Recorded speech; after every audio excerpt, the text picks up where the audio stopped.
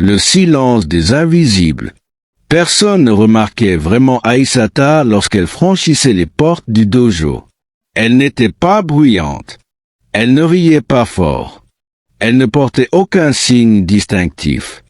À vrai dire, elle donnait l'impression d'une ombre traversant la lumière. Et dans un lieu aussi codé que ce dojo du 19e arrondissement, où le respect se gagnait à coups de titres, de cris et de ceinture, elle était tout sauf légitime aux yeux des autres. Elle avait 42 ans. Un âge où, selon certains, il fallait plutôt penser à accompagner ses enfants à l'école qu'à apprendre des techniques de combat. Pourtant, ce lundi-là, sous une pluie fine, elle franchit le seuil de l'établissement en silence. Sa main tremblait légèrement en poussant la porte coulissante en bois. À l'intérieur, des enfants s'échauffaient en courant. Des adolescents exécutaient des katas sous le sévère de Maître Ichiro. Aïssata portait un vieux kimono acheté sur un site de seconde main. Trop grand aux épaules, trop court aux chevilles. Elle portait aussi dans son sac un thermos, un carnet usé et une bouteille d'eau vide. Pas de téléphone dernier cri, pas de montre connectée. Juste elle et ce besoin viscéral d'apprendre quelque chose de nouveau. Peut-être pour se reconstruire. Peut-être pour survivre à l'ennui.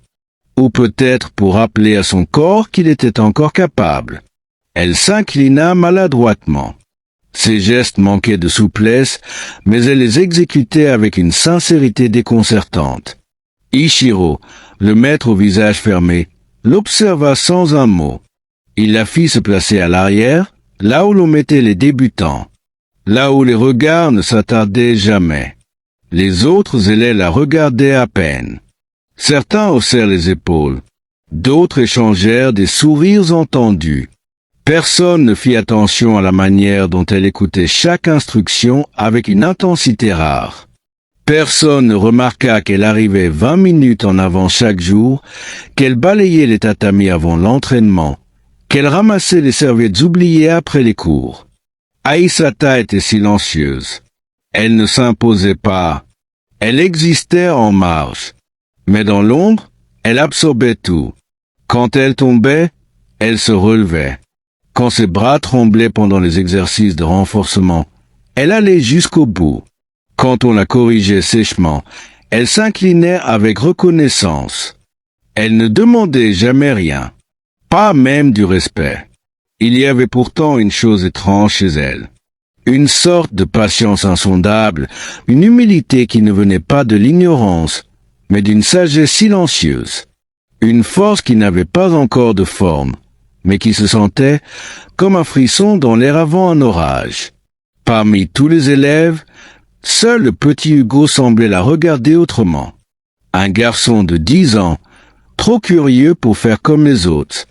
Un jour, alors qu'il observait exécuter un mouvement de bras lentement, il s'approcha en cachette et lui dit à voix basse, « T'as l'air forte, madame, même si tu tombes. » Elle le regarda, surprise. Et pour la première fois dans ce lieu, elle sourit. Un sourire vrai.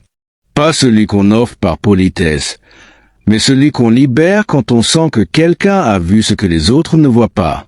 Aïssata continua à venir chaque jour. Elle ne progressait pas comme les autres. Pas dans la vitesse, pas dans la puissance, mais dans la précision, dans la compréhension du geste, dans le respect du silence. Son regard, qui autrefois fuyait, commença peu à peu à se fixer. Pas sur les gens, mais sur ses propres mouvements, sur elle-même. Et pendant que d'autres cherchaient à briller, elle apprenait à se retrouver. Dans le silence du dojo, Aïssata bâtissait un château invisible, pierre après pierre, respiration après respiration. Elle ne savait pas encore que bientôt, ce château allait devenir un monument que personne ne pourrait ignorer. Le défi de l'orgueil. Ce samedi matin-là, le dojo avait changé d'atmosphère. Le silence habituel avait cédé la place à une excitation contenue. Des parents prenaient place sur les bancs en bois alignés au mur, des élèves ajustaient leur ceinture avec un sérieux de cérémonie. C'était la journée de démonstration. celle où chaque pratiquant montrait l'étendue de son apprentissage, celle où le regard des autres devenait un miroir sans pitié. Maître Ichiro, en kimono noir, marchait lentement sur le tatami, les mains derrière le dos. Il appelait les élèves un à un. Chacun exécutait un kata, un bris de planche, une technique de projection. Applaudissements polis. Quelques sifflets d'admiration pour Elina, ceinture noire depuis 2 ans, qui, avec sa fougue et sa technique parfaite, avait réussi à projeter son partenaire plus lourd qu'elle avec une aisance presque insolente. Aisata, elle, se tenait au fond, comme toujours, pas pour se cacher, mais parce qu'elle savait que ce n'était pas encore son moment. Elle observait, elle respirait, elle se préparait intérieurement, sans attente, sans ambition, juste le désir d'être là, en paix. Mais le destin, parfois, force la main à ceux qui ne réclament rien. Aisata, la voix d'Ichiro claqua, sèche et claire. Tous les regards se tournèrent vers elle. Elle s'inclina, lentement, et avança, le cœur battant. Ses pieds nus effleuraient le tatami. Elle sentait chaque fibre sous sa plante, chaque souffle autour d'elle. Elle se plaça au centre du dojo, s'arrêta, attendit les instructions.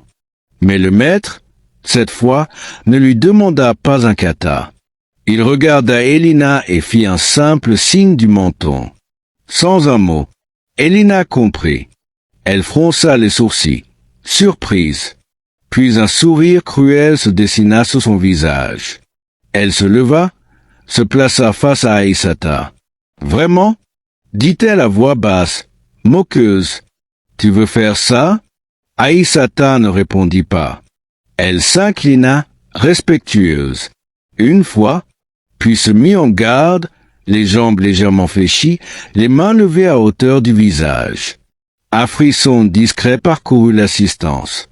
Les spectateurs ne savaient pas s'ils devaient rire ou être inquiets. Une femme de 42 ans, au parcours mystérieux, face à une compétitrice redoutée. Cela ressemblait plus à une humiliation publique qu'à une démonstration. Mais Maître Ichiro n'intervenait pas. Il observait, intensément. Elina se mit à son tour en garde. Elle avait la confiance de la jeunesse, l'arrogance de celle qu'on n'a jamais vraiment testée. Elle voulait finir vite, faire rire la salle, prouver que certaines personnes feraient mieux de rester à leur place. « Tu vas voir ce que c'est, le vrai niveau », murmura-t-elle. Ichiro donna le signal. Elina s'élança comme une flèche. Un coup de pied circulaire, rapide et précis, fusa vers le visage d'Aisata. La salle retint son souffle. Mais le pied frappa. Le vide. Aisata avait bougé. Pas en force. Pas en vitesse. En fluidité. En intuition. Elina tourna sur elle-même, déséquilibrée un millième de seconde. Ce fut suffisant. En une fraction de seconde, Aisata se rapprocha, contrôla le poignet d'Elina, pivota avec un mouvement limpide et projeta la jeune femme au sol. Net, sans brutalité, juste la science du déséquilibre. Elina tenta de se relever, rouge de rage. Aisata la neutralisa au sol, bloqua son bras, immobilisa son épaule. 14 secondes. Le dojo entier resta figé. Aucun cri, aucun son. Même les enfants cessèrent de bouger.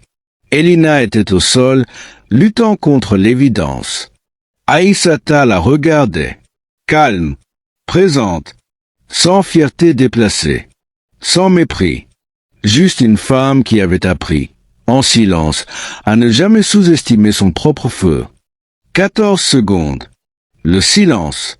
Ce n'était pas un silence vide. C'était un silence plein. Plein de regards suspendus, de souffles bloqués, d'orgueil déchiré. Un silence qu'on osait briser de peur de déranger une vérité trop pure. Aisata se releva doucement, relâchant la clé d'immobilisation avec un respect intact.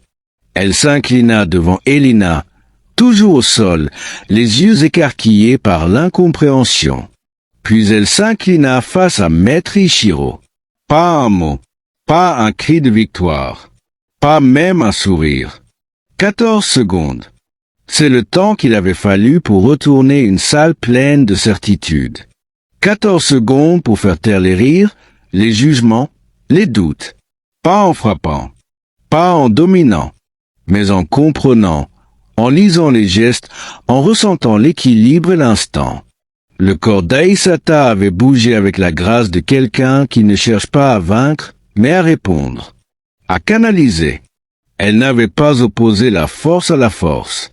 Elle avait écouté l'énergie d'Elina, l'avait redirigée, l'avait rendue à son expéditrice comme une vague que l'on ne peut pas frapper. Autour du tatami, les chuchotements reprirent. Mais ils avaient changé de nature. Ce n'étaient plus des moqueries. C'étaient des questions. Des interrogations précises. Des doutes personnels. Tu l'as vu bouger? Elle ne s'est même pas défendue. Elle ajuste. Absorbée. C'était du jujitsu? Du karaté? Je sais même pas ce qu'elle a fait. Maître Ichiro ne bougeait pas. Il fixait Aïsata avec une expression que personne ne lui connaissait. Ce n'était ni de la surprise ni de l'admiration. C'était quelque chose de plus profond. Un respect ancien. Celui que l'on offre à quelqu'un qui vient de rappeler, sans mots, pourquoi l'art martial est un art et pas un sport. Elina se redressa lentement. Elle tenait son épaule, mais ce n'était pas la douleur physique qui la troublait. C'était cette blessure invisible, celle de l'ego qui se croyait invincible. Elle leva les yeux vers Aïsata, cherchant peut-être une once de triomphe, un rictus de vengeance. Mais elle ne vit qu'un visage paisible. Et dans ce regard, pas d'humiliation, juste une vérité tranquille. Elle baissa les yeux. Le public commença à applaudir. Lentement. Un applaudissement incertain au départ, puis plus franc, plus assumé. Les enfants tapèrent dans leurs mains avec force. Même les plus anciens élèves s'y mirent. C'était inhabituel, rare et sincère. Aïsata retourna à sa place au fond, comme si de rien n'était. Elle s'assit sur ses genoux, joignit les mains sur ses cuisses, ferma les yeux. Elle ne venait pas pour être applaudie. Elle ne venait pas pour prouver. Elle venait pour se tenir droite, pour se retrouver. Et elle venait d'éteindre un dojo entier. En 14 secondes. Après la démonstration, les élèves se dispersèrent lentement. Mais ce jour-là, personne ne l'appela madame avec condescendance. Personne ne parla d'elle à la troisième personne. Même les parents jetèrent vers elle des regards lourds d'interrogation. Hugo, le petit garçon, s'approcha timidement. Il s'agenouilla à côté d'elle, comme elle. C'était beau, ce que t'as fait. Ce n'est pas ce que j'ai fait qui compte, murmura-t-elle. C'est ce que je n'ai pas eu besoin de faire. Il hocha la tête sans comprendre, mais il sentait que c'était vrai. Ce soir-là, Aïsata quitta le dojo la tête haute. La pluie tombait encore sur le trottoir. Mais elle ne se sentait plus invisible. Elle n'avait jamais levé la voix. Mais ce jour-là, dans ce silence, elle avait parlé plus fort que tous les cris réunis. L'histoire qu'on ne voyait pas. Le dojo avait repris son calme. Mais quelque chose avait changé. Ce n'était pas un bouleversement visible. Les murs étaient les mêmes, le tatami aussi. Les cris des enfants pendant les échauffements, les ordres brefs de Maître Ichiro, le cliquetis du balai en fin de séance, tout semblait identique. Et pourtant, la perception collective avait bougé. 1 centimètre vers le respect. 1 millimètre vers la reconnaissance.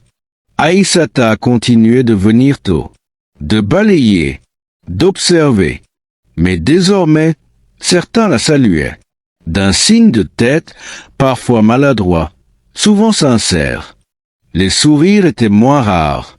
Même Elina, après plusieurs jours d'absence, revint plus discrète, moins arrogante. Elle ne croisait pas encore le regard d'Aïssata, mais elle ne détournait plus les yeux. Un soir, après le cours, Maître Ichiro demanda à Aïssata de rester. Elle s'inclina.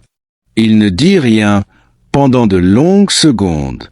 Il se contenta de s'asseoir sur le banc en bois, face à elle. « Tu n'es pas venu ici pour apprendre à te défendre, n'est-ce pas ?»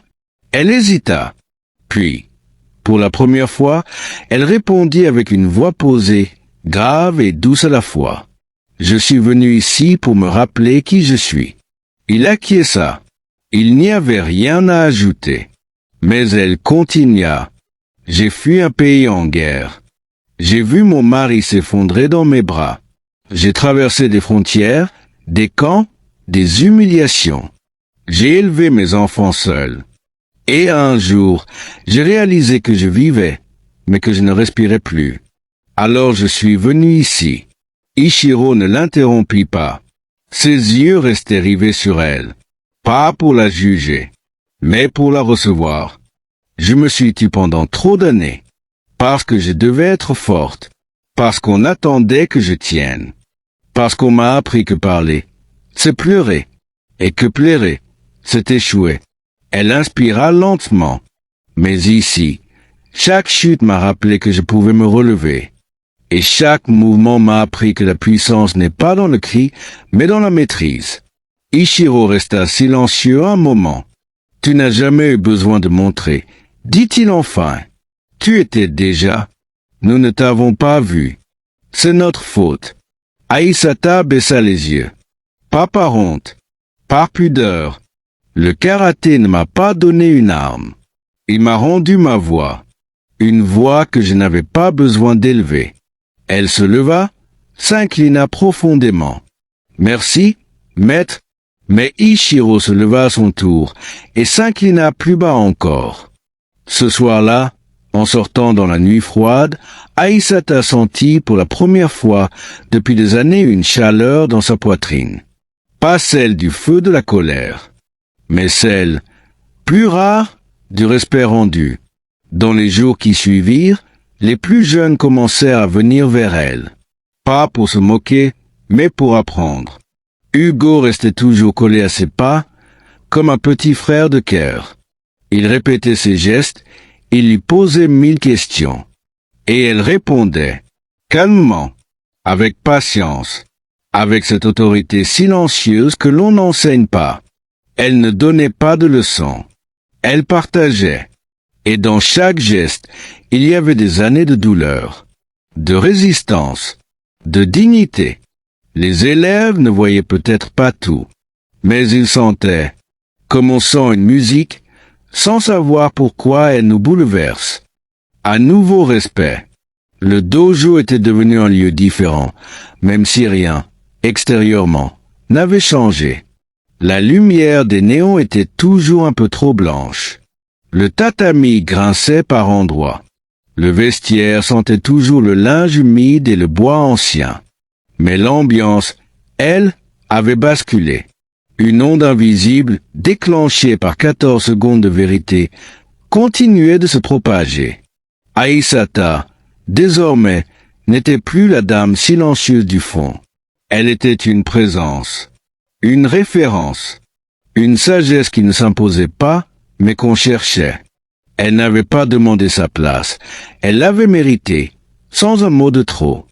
Un jeudi après-midi, alors que le soleil tombait à l'horizontale et baignait le dojo d'une lumière dorée, une scène inattendue se produisit. Maître Ichiro se leva au début du cours et fit un signe à Aïssata. Elle s'avança, confuse.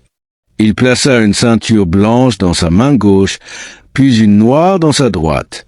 « Aujourd'hui, dit-il devant tous, je vous demande d'observer. Ce n'est pas une cérémonie officielle. C'est un moment de vérité. » Un silence tendu envahit la salle. Cette femme a traversé des combats qu'aucun d'entre vous ne verrait jamais sur un tatami. Elle ne cherche ni la gloire, ni la médaille, ni les titres. Elle a prouvé, par sa maîtrise, sa patience, sa discipline, qu'elle comprenait l'essence même de notre art. Il marqua une pause, puis tendit la ceinture noire. Je ne lui donne pas cette ceinture. Elle l'a conquise, sans jamais lever la voix. Le silence fut suivi d'un frisson. Pas d'applaudissements, pas de cris. Juste un profond respect qui traversa, chacun comme un souffle invisible. Aïssata reçut la ceinture sans trembler. Elle s'inclina, les yeux humides, pas pour la reconnaissance, mais pour le chemin. Dans les semaines qui suivirent, elle fut invitée à encadrer les débutants. Pas officiellement, juste parce que cela semblait naturel. On la voyait montrer un mouvement à un adolescent maladroit, corriger la position d'un enfant trop tendu, encourager un adulte timide d'un simple hochement de tête. Et surtout, on la voyait écouter. Même Elina, un jour, brava sa fierté. Elle s'approcha après un cours, la tête baissée. Je voulais dire merci pour ne pas m'avoir humilié, pour m'avoir appris quelque chose que je n'aurais jamais lu dans un livre. Aïssata posa une main légère sur son épaule. La chute fait partie du voyage, murmura-t-elle. Le plus difficile, c'est d'apprendre à tomber sans haïr. Le regard d'Elina se brisa un instant, puis elle s'inclina. Longtemps. Un samedi matin, Hugo, toujours collé à ses pas, leva timidement la main pendant un cours. Maître Ichiro, pourquoi c'est pas Aïssata Sensei qui nous entraîne maintenant? Un rire léger parcourut la salle, mais pas moqueur. Un rire doux, admiratif. Ichiro sourit pour la première fois depuis longtemps. Un jour, peut-être, dit-il, ou peut-être qu'elle nous entraîne déjà, sans que vous ne le réalisiez.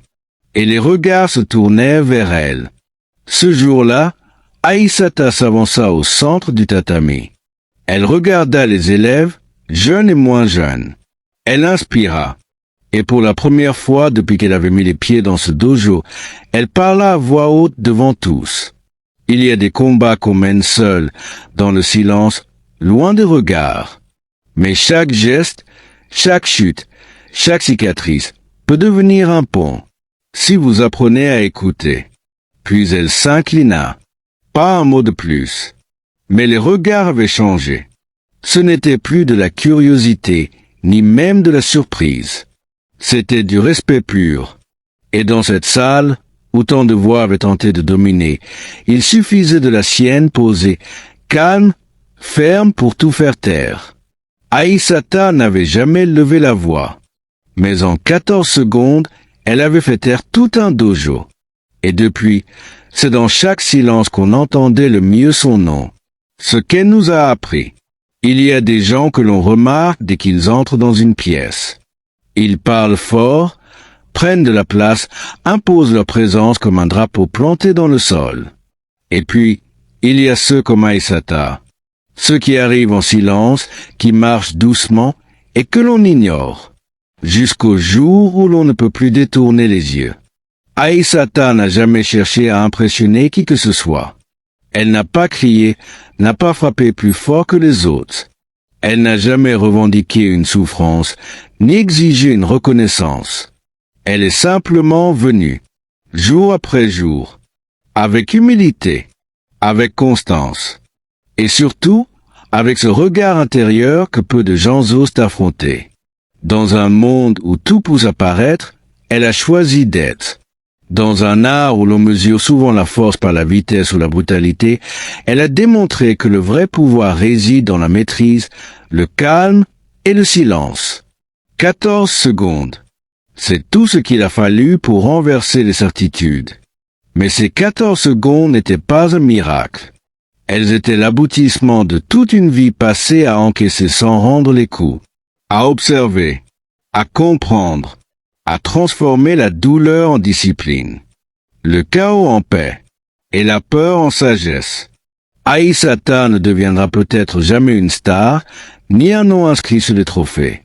Mais elle a laissé une empreinte plus profonde que toutes les médailles, celle qu'on grave dans les cœurs. Au fond, elle n'a rien fait d'extraordinaire selon les standards du monde moderne. Elle n'a pas levé la voix. Elle n'a pas exigé la lumière. Elle n'a pas cherché à briller. Mais dans ce dojo, et bien au-delà, elle a enseigné quelque chose que ni les manuels, ni les ceintures, ni les diplômes ne transmettront jamais. Qu'il existe une force tranquille, patiente et indomptable. Et que ceux qui savent se taire, savent souvent frapper là où il faut, au moment juste. Et depuis ce jour-là, chaque fois que le silence retombe sur le tatami, on se souvient d'elle, pas pour ce qu'elle a dit, mais pour ce qu'elle a révélé en seulement 14 secondes.